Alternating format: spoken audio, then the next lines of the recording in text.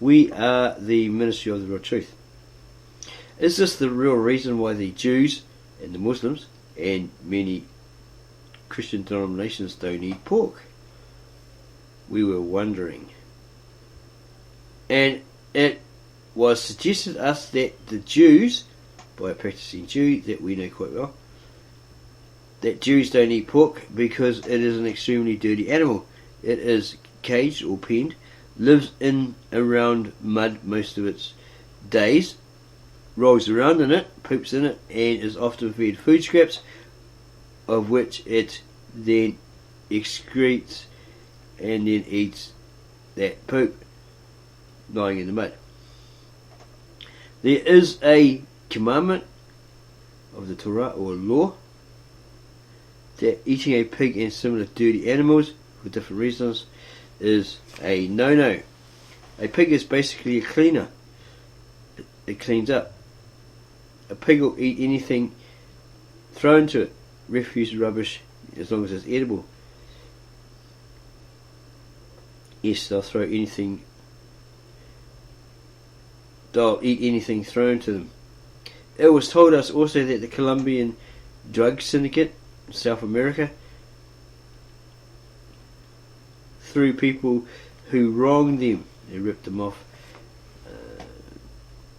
they did the dirty on them, etc., into these pig pens, and the pigs would just chew them up, rip them apart.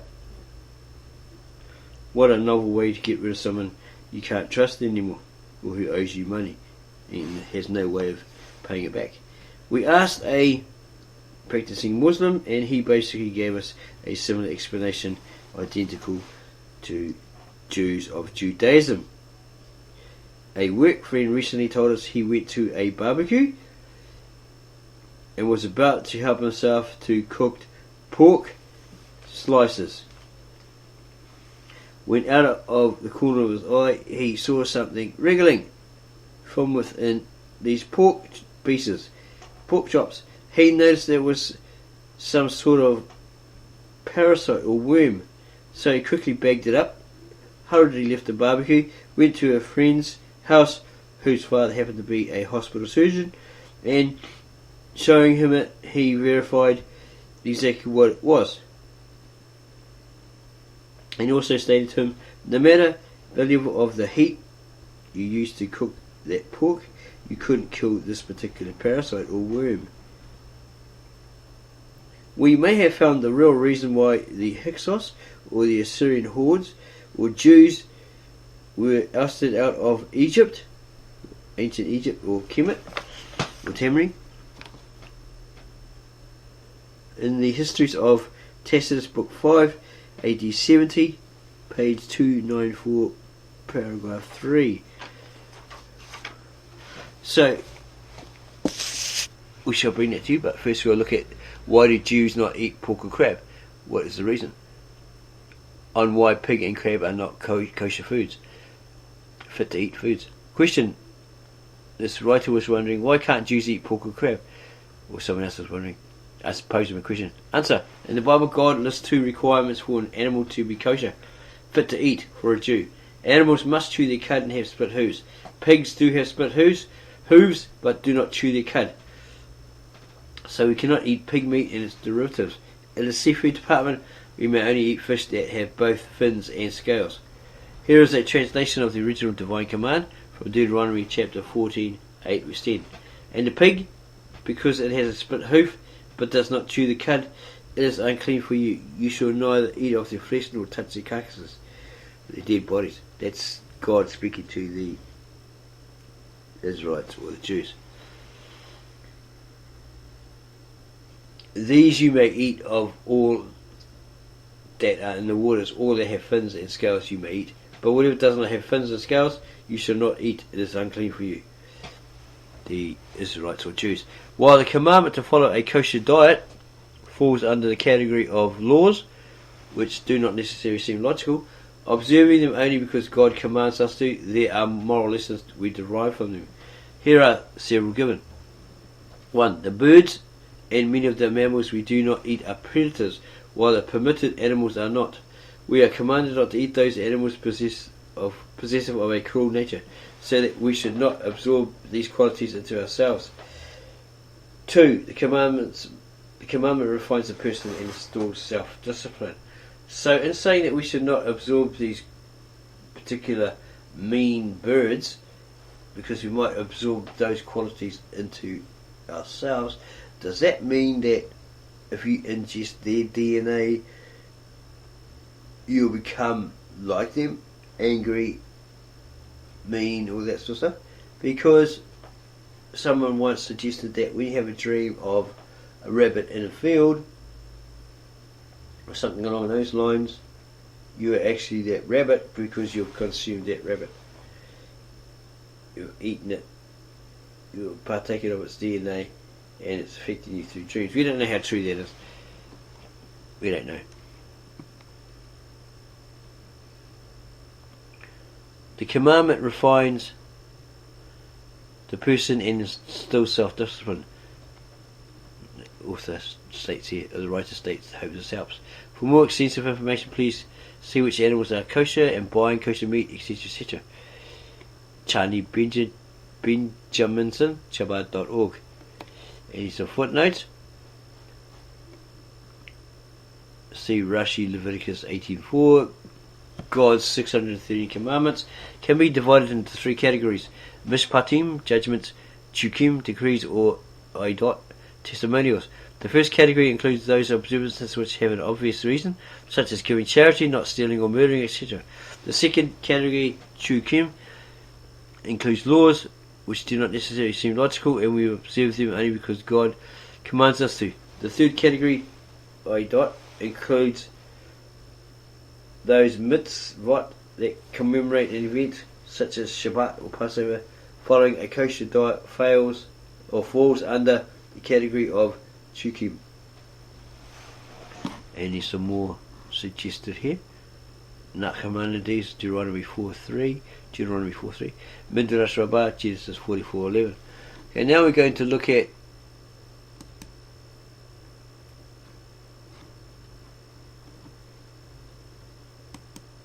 why Muslims don't eat pork.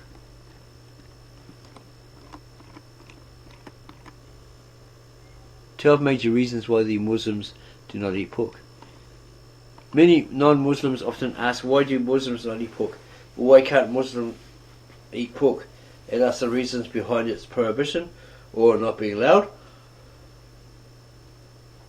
in Islam, and why the pig is labelled as the worst animal in Islam. Here's the table of contents. Health dangers of eating pork, trichinosis, etc. These questions are very relevant and should be answered. Today we will tell you 12 facts about how horrible eating pork meat is to your health. Why pork is haram, prohibited or unallowed in Islam. Pork meat is considered impure and unclean in Islam, and its consumption is prohibited. It's not allowed as per Quran and Hadith.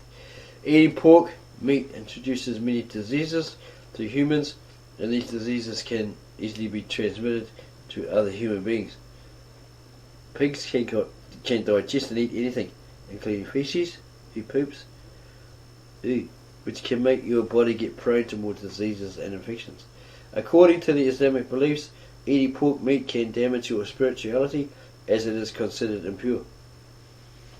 Islam put highest emphasis on cleanliness and purity as it is considered hafdeen in Islam, and consumption of something impure breaks that cleanliness rule. Quranic verses that prohibit eating pork as follows.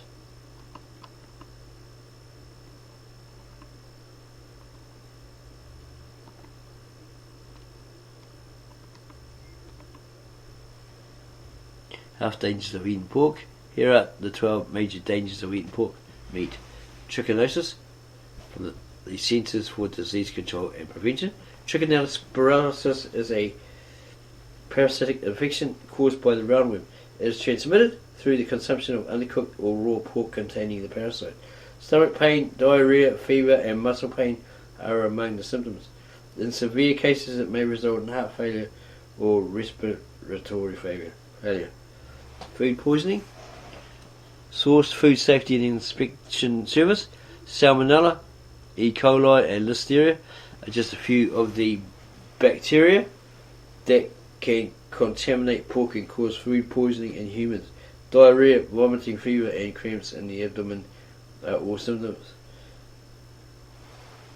Hepatitis E from World Health Organization. The hepatitis E virus, which is the cause of the liver disease that can be contracted by eating raw or undercooked pork, can also be found in pork. Fever, fatigue, and jaundice are symptoms. Would that be lockjaw? Antibiotic resistance, source World Health Organization. Antibiotic resistance bacteria may emerge as a result of the use of antibiotics in the production of pigs. This may then be transmitted to people who eat pork products. This may make using antibiotics to treat infections more challenging.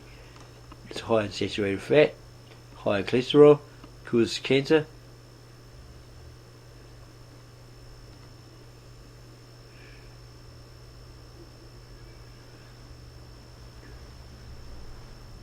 You can get inflammatory bowel disease, which is really, really annoying.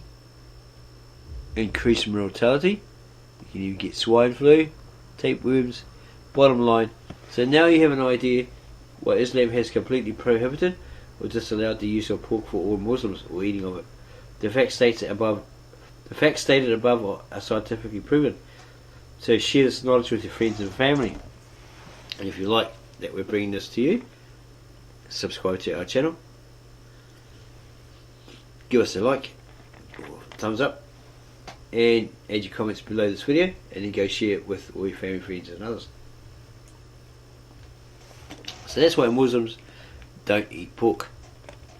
Okay, we asked AI chat as a verification, deep AI chat, what is the real reason why Jews and Muslims don't eat pork? Jews and Muslims don't eat pork because it is considered to be a forbidden food according to their respective religious scriptures and traditions. In Judaism, consumption of pork is prohibited in Leviticus 11:7-8, which lists a number of animals that are considered unclean and unfit for human consumption. In Islam, the ban on pork is stated in the Quran, Surah 2:173. It is considered a dietary law that is part of the broader principles of purity and cleanliness. The exact reasons for the prohibition are not explicitly stated in either religion, but some scholars suggest that it may be due to health concerns or as a test of obedience to God's commandments. Yet, we say in the New Testament, Peter had a vision from God, and as a kosher Jew, he practiced only eating what was fit by the law, by the Torah to eat, etc. He was told all animals were made clean by him, by God, therefore were fit to eat. Yes, we're correct. In the New Testament, specifically in the book of Acts chapter 10, Peter has a vision in which he sees a sheep containing all kinds of animals, including those that were considered unclean under Jewish dietary laws. And hears a voice telling him to basically take, kill and eat.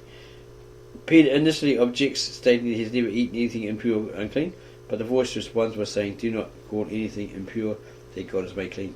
This passage has been interpreted in different ways by scholars and theologians, with some seeing it as a literal directive from God to abandon the dietary laws of Judaism, while others view it as a symbolic message about the inclusion of Gentiles or non-Jewish people, or Goyim, into the Christian faith. Regardless of the interpretation, it is important to note that this passage does not specifically mention pork or any other specific food item, and does not negate the dietary laws of Judaism as a whole. Furthermore, while Christians are not bound by Jewish dietary laws, many still choose to abstain from pork and other foods for personal or religious reasons. The interpretation and application of dietary laws vary among different religious traditions and individuals. So read that again. Christians are not bound by Jewish dietary laws, but many still choose to abstain from pork and other foods for personal or religious reasons. The interpretation and application of dietary laws vary among different religious traditions and individuals. And in Acts of the Apostles, Acts 10,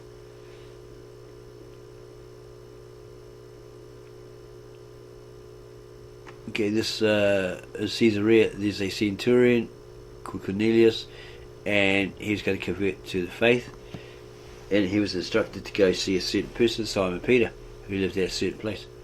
Simon the tanner, who was by the seashore. And now send men to the town of Joppa, and bring up Simon, who is called Keeper, or Peter, etc., etc. And on the following day, as they left, etc., etc., Simon went up to the roof to pray in the 6th hour. And he became hungry and wished to eat. And while he thought of what to eat, a wonder came over him. And he saw the heaven open, and a tray tied by 4 corners that resembled a great table cloth, and was lowered from heaven to the earth. And there was in it all the 4-legged animals and creatures of the earth and birds of the sky. And a voice came that said, Simon, rise, slaughter and eat. And Simon said, perish the thought, man, or God. His master, right? God. I have never eaten anything that defiles and is unclean. It's unfit to eat. That's non-kosher. And a second time the voice sounded to him, those which Allah, or God in English, has cleansed you will not be defiled by. This occurred 3 times, and the tray was lifted up to heaven. And as Simon wondered to himself about what this vision was that he saw, the men who were sent by Cornelius, the centurion, arrived, and they asked about the house where Simon stayed. And they came and stood at the door of the court, and they called out,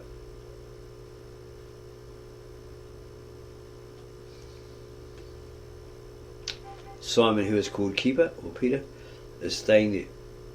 And Simon contemplated the vision that he had, the Spirit. And as Simon contemplated the vision the Spirit had told him, behold, 3 men are looking for you. Or take note, be aware.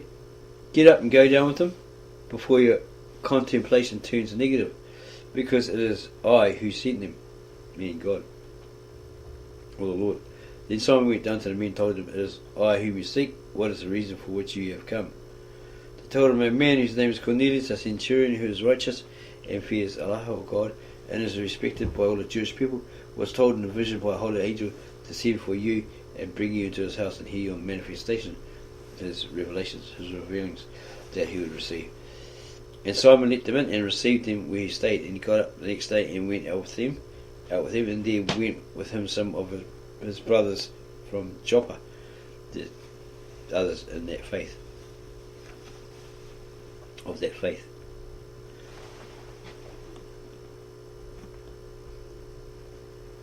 Okay, and it continues, and we have footnotes at the bottom. They're all here. This is Acts 10 from the original ancient, very old Galilean Aramaic manuscripts, hidden and preserved, hidden from Emperor Constantine, who wanted to get hold of them, destroy them, and also those who, the adherents that had them, possessed them. And these were hidden, therefore preserved for over 2,000 years, and remain intact, were never translated into any other foreign language. There was no need to, because the high priest of the Apostolic Church read these texts to their peoples, whom understood, and it was closed off, apparently. Okay, so we've covered that. Here is the book of Exodus.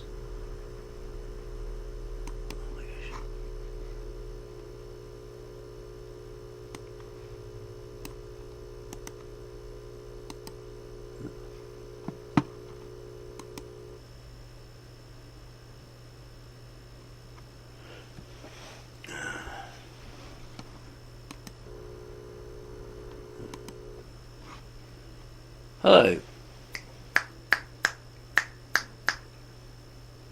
Take 1. Part 2. We are the Ministry of the Real Truth, and we found this article on religious restrictions on the consumption of pork or pig. Pork is a food taboo among Jews, Muslims, and some Christian denominations. Swine were prohibited in ancient Syria and Phoenicia, and the pig and its flesh represented a taboo observed. Strabo noted, we don't know who he was, so let's click on the highlight to see who he was. A Greek geographer, philosopher and historian. He lived in Asia Minor during the transitional period of the Roman Republic into the Roman Empire. He noted at Commander in Pontius.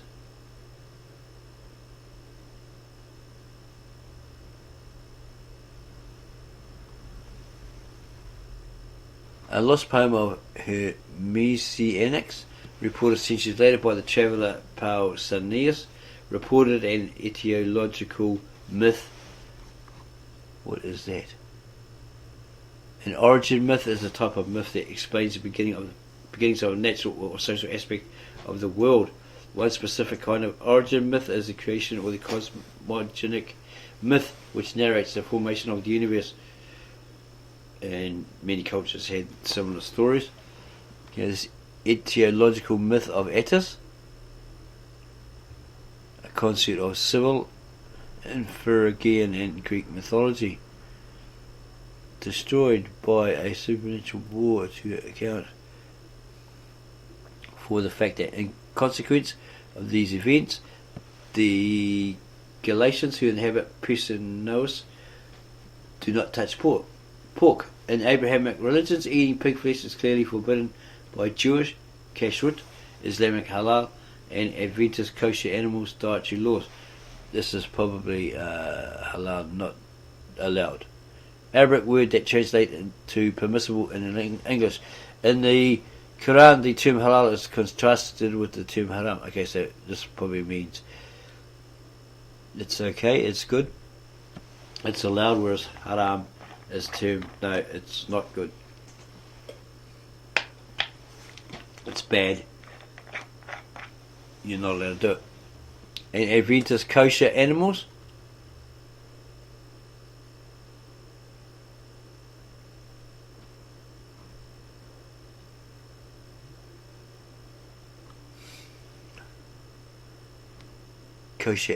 dietary laws.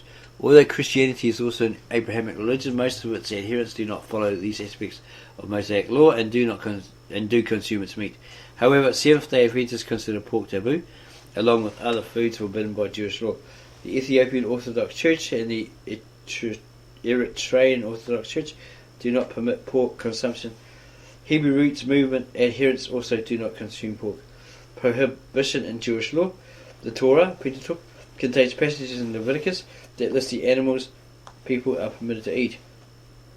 According to Leviticus 11:3, animals like cows, sheep, and deer that have divided hooves and chew their cud may be consumed. Pigs should not be eaten because they don't chew the cud.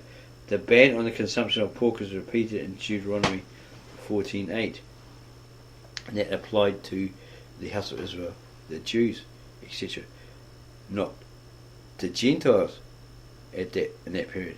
During the Roman period, Jewish abstinence from pork consumption became one of the most identifiable features of Jewish religion to outsiders of the faith. One example appears in Tacitus, Histories 5:4-1-2.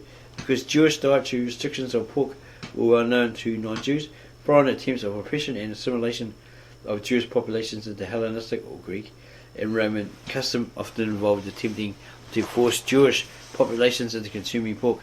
According to 2 Maccabees 6:18-7-48, the Seleucid Emperor Antiochus IV Epiphanes attempted to force Jews in his realm to consume pork as a part of his attempted restriction on the practice of Judaism. In addition, Philo of Alexandria records that during the Alexandrian riots 38 against Jewish communities in the city of Alexandria, some Alexandrian mobs also attempted to force Jews into consuming pork. Some forms of Jewish Christianity also adopt these restrictions on the consumption of pork, as is noted in the Didascalia Apostolorum, which is it's also just called Didascalia. It's a Christian legal treatise which belongs to the genre of the church orders. It presented itself as being written by the 12 apostles at the time of the Council of Jerusalem. However, scholars agree that it was, and so forth. Prohibition is Islamic laws, meaning it's not allowed. One example of verses from the Quran on pig consumption: He, Allah, or God, has only forbidden to you dead animals, blood, the flesh of swine, and that which has been dedicated to other than Allah or God.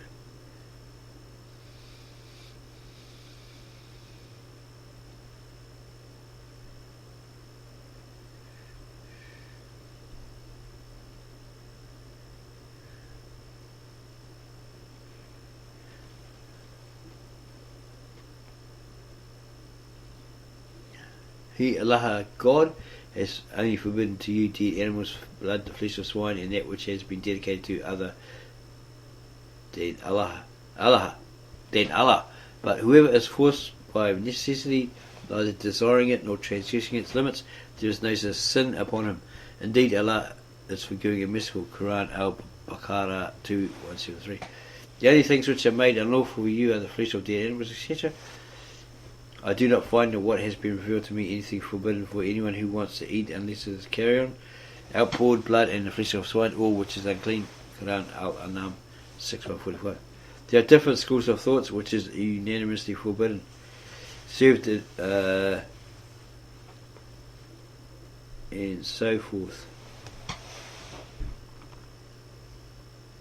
According to Herodotus, he's supposed to be the father of the histories, but he's been known to exaggerate human life. The Scythians had a taboo against the pig, which was never offered as sacrifice, and apparently the Scythians loathed so much as to even keep swine within their lands. Scottish pork taboo was Donald Alexander Mackenzie's phrase for discussing an aversion to pork among Scots, particularly Highlanders, which he believed stemmed from an ancient taboo. Interpretation of restrictions. The cultural materialistic anthropologist Marvin Harris thinks that the main reason for prohibiting consumption of pork was economical. Pigs require water and shady woods for seeds, but those conditions are scarce in the Middle East. Unlike many other forms of livestock, pigs are omnivorous scavengers, eating virtually anything they come across, including carrion and refuse. That's probably some type of bird. Carrion, let's have a look. Decaying flesh of dead animals, including human flesh, so they consume anything. They're like a scavenger. They just eat up everything. That's why they're called pigs. Including carrion and refuse, which is deemed unclean. Furthermore, a Middle Eastern society keeping large stocks of pigs could destroy the ecosystem. It is speculated that chickens supplanted pigs as a more portable and efficient source of meat. These practical concerns led to the religious restrictions. Maimonides, the Jewish philosopher, and it goes on about him. Rashi, the primary Jewish commentator on the Bible and Talmud. The Sefer HaChinuch, an early work of Halakha, gives us a general overview of the Jewish dietary laws. He writes, and if there are any reasons for the dietary laws which are unknown to us, or that those that are knowledge in the health field, do not wonder about them. For the true healer that warns us against them is smarter than us and smarter than doctors.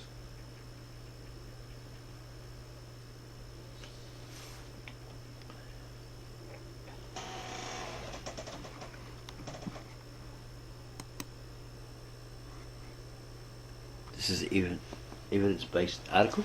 Can you eat pork raw? All you need to know. Though raw pork dishes exist in some cultures, eating raw or undercooked pork is risky business that can yield serious and unpleasant side effects.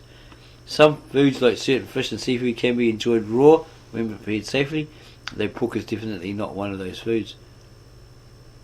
The article explores the risks and side effects of consuming raw undercooked pork and provides some tips to keep you healthy. Looks like nice pieces of pork. Is eating rare pork safe? Unlike steak, which can be eaten without being fully brown on the inside, pork that's bloody or rare on the inside should not be consumed.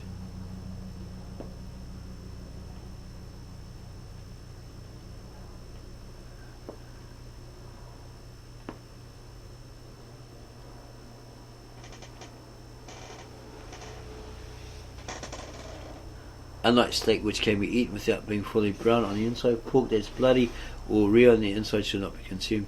This is because pork meat, which comes from pigs, is prone to certain bacteria and parasites that are killed in the cooking process. Yes, certain bacteria and parasites, but what we were told by this friend of ours at work is that at a barbecue there's something wriggling in it, and then he took it, bagged it and took it to his friend's father, who was a surgeon, hospital surgeon, and he says no matter how high you turn up the heat to cook this meat, to kill this bug, it won't work.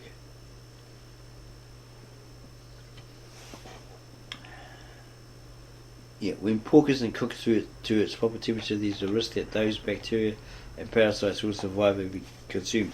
This can make you very sick.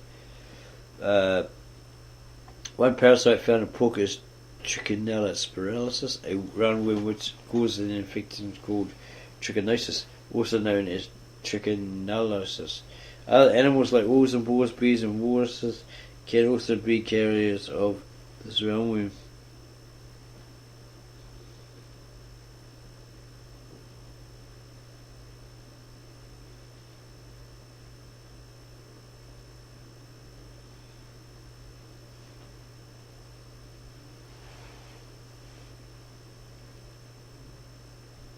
One parasite found in pork is Trichinella spiralis, a roundworm which causes an infection called trichinosis, also known as trichinellosis. Other animals like wolves, boars, bears and walruses can also be carriers of this roundworm. What's more, eating rare or raw pork also puts you at risk of certain tapeworms, Taenia solium or Taenia asiatica, entering your digestive tract and reproducing. These lead to infections like tyoniasis or cysticercosis.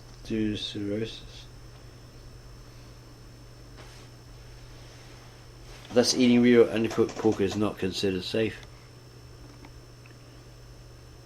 To diminish the risk of developing these infections, you should always cook your pork to the appropriate temperature. Summary: eating raw or undercooked pork can make you very sick and put you at risk for parasites like roundworm or tapeworm. These are typically killed in the cooking process, which is why it's crucial to cook your pork thoroughly. Symptoms of eating contaminated pork. It gives you reasons there about the larvae into your digestive system and so forth, and what they do. High risk, changes in practice, and so forth.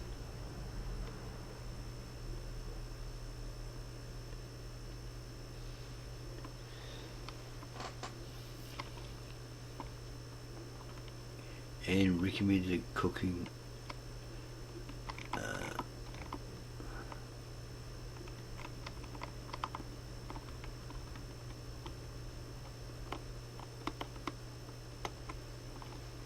The bottom line: eating raw or undercooked pork is not a good idea.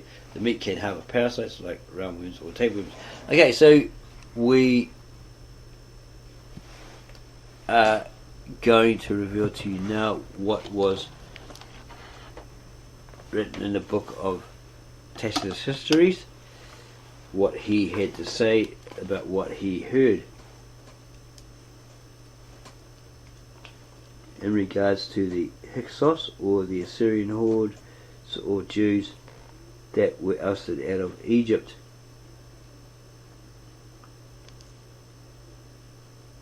Most writers, however, agree in stating that once a disease which horribly disfigured the body, i.e. leprosy, broke out over Egypt, that king Bacchorus, seeking a remedy, consulted the oracle of Hammon. Seeking a remedy contained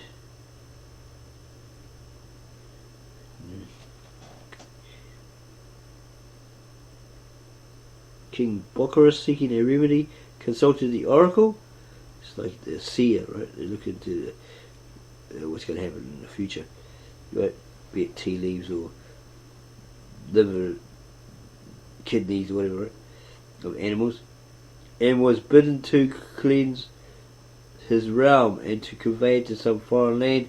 This race detested by the gods, the Israelites, the Hebrews, the people who had been collected after diligent search, finding themselves left in the desert, sat for the most part in a stupor of grief to one of the exiles. Moses, by name, warned him not to look for any relief from God or man, forsaken as they were of both, but to trust in themselves, taking for their heaven-sent leader that man who should first help them to be quit of their present misery, i.e. him, Moses, which he did.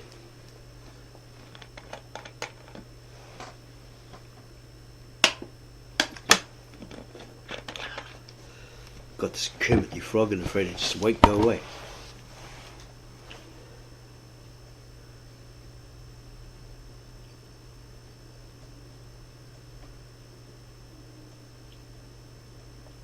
The people agreed, and in utter ignorance began to advance at random through the desert. Right? Nothing, however, distressed them so much as the scarcity of water, and they sunk ready to perish in all directions over the plain, when a herd of wild asses or donkeys was seen to retire from their pasture, but in this case it might actually be rams. They were seen to retire from their pasture to a rock shaded by trees. Moses followed them, and guided by the appearance of a grassy spot, discovered an abundant spring of water. This furnished relief. After a continuous journey for 6 days, on the 7th day they possessed themselves of a country, possibly Avaris, from which they expelled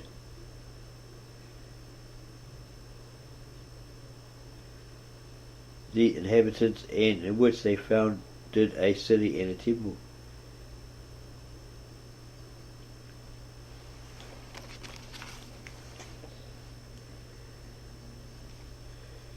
Moses, wishing to secure for the future his authority over the nation, gave them a novel form of worship, opposed to all that is practiced by other men.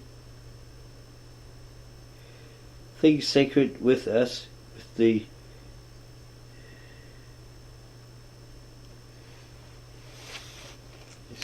that was the reason.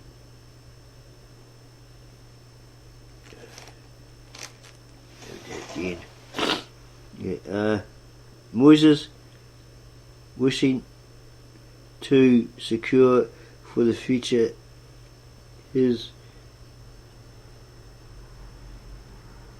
it's really hard to see. Set to clean these glasses for a second, can't really see it.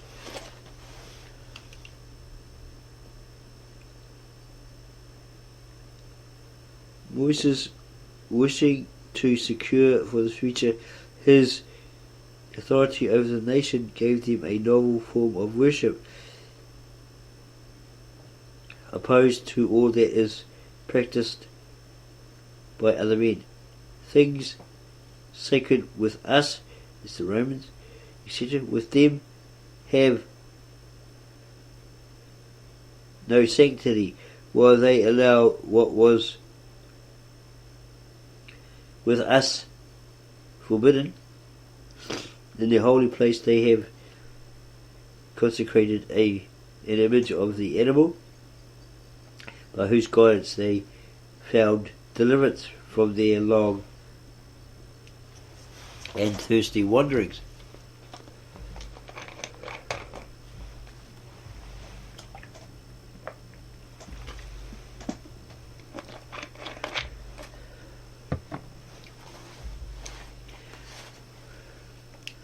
They slay the ram, seemingly in derision of Hammon, and they sacrifice the ox, because the Egyptians worship it as Apis. They abstain from swine's flesh in consideration of what they suffered when they were infected by the leprosy, to which this animal is liable. By their frequent fasts they still bear witness to the long hunger of former days, and the Jewish bread made without leaven is retained as a memorial of their hurried seizure of corn. We are told that the rest of the 7th day was adopted, because this day brought with it a termination of their toils. After a while their charms of indolence beguiled them into giving up the seventh year also to an action. But others say that it was an observance in honour of Saturn, either from the primitive elements of their faith having been transmitted from the Idai, I-D-A-E-I, who are said to have shared the light of that god and to have found the race, or from the circumstances of the seven stars which rule the destinies of men. Saturn moves in the highest orbit and with the mightiest power, and that many of the heavenly bodies complete their revolutions and courses in multiples of seven. This worship, however introduced, is upheld by its antiquity. All their other customs, which are at once perverse and disgusting, owe their strength to their very badness.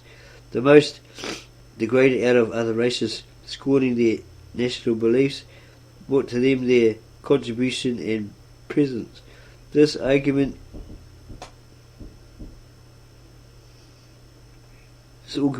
the wealth of the Jews.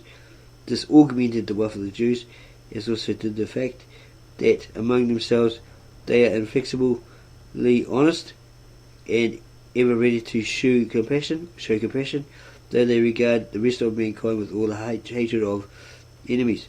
They sat apart at meals, they sleep apart, and though as a nation they are singularly prone to lust, so that's what their problem is. These Weinsteins, these Epsteins, etc. It's genetic. It's possibly genetic. They abstain from intercourse with foreign women, among themselves doing it, or nothing is unlawful. Circumcision was adopted by them as a mark of difference from other men. Those who come over to their religion adopt their practice. The practice and have this lesson first instilled into them to despise all gods, to disown their country, and set at naught or nothing parents, children, and brethren. Still they provide for the cause or something. Or still they provide for the increase of their numbers. It is a crime among them to kill any newly born infant. They hold that the souls of all who perish in battle or by the hands of the executioner are immortal, and so forth. We'll leave it there. We hope that you found this very interesting. That was insight into what possibly is the truth about the Jews, the Hyksos, the Hebrews, the Israelites, who were ousted from Egypt, according to the histories of Tacitus, the Roman orator, historian. But it's up to you to determine if it is actually fact or he's exaggerated everything. So we hope that you enjoyed this video. If you did, please subscribe to our channel, give us a like, add your comments underneath the video, and get back to you on those as soon as we can. And you go share it with all your family, friends, and others who like to know what was really said in that era and written about in that era.